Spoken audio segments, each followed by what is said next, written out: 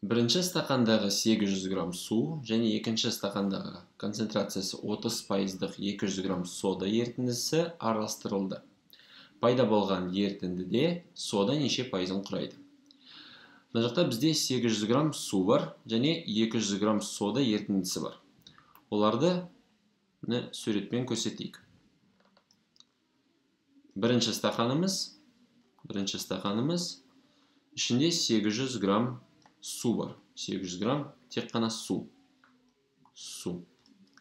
Оны екінші стақандағы сода ерітіндісімен араластырды. Мына жерде 200 грамм, бірақ ол сода ерітіндісі. Сода ерітіндісі дегеніміз, оның ішінде су да бар, сода да бар. Және оның 30%-ын сода құрайды. Қалған 70%-ы ол бізде су. Ол бізде екінші стақанымыз. Және оларды араластырғанда пайда болған ерітіндінің сұрап жатыр бізде. Неше пайызын сода құрайды? Енді қараңыз. Мына жақта бізде екінші стақандағы сода ерітіндінің мөлшері берілген. Массасы 200 грамм.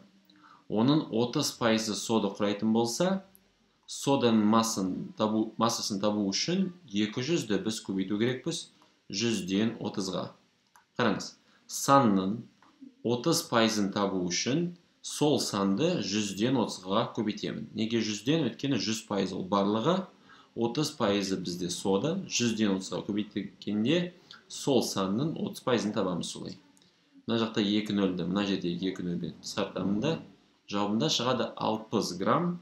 Ол бізде сода соңғы ерітіндіде. Екінші ерітіндіде, жақта екінші стақанда және сонда шыққан соданың массасы сондай қала береді. Өйткені бірінші стақанда тек қана су болды.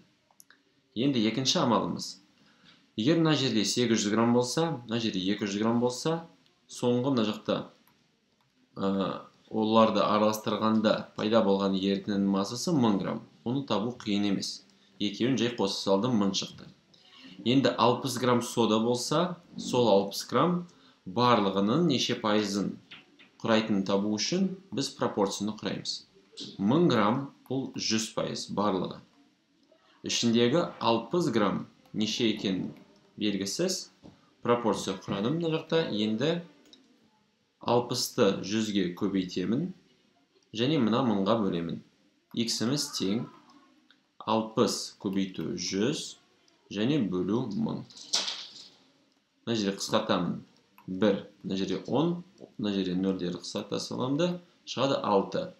6%, ол бізде осы пайда болған су ерітіндіде, сода ерітіндісінде соданың пайызы, мына жақта 6%, ол сода мына стақанымызда. Жауаптардың ішінен А жауабы 6% дұрыс.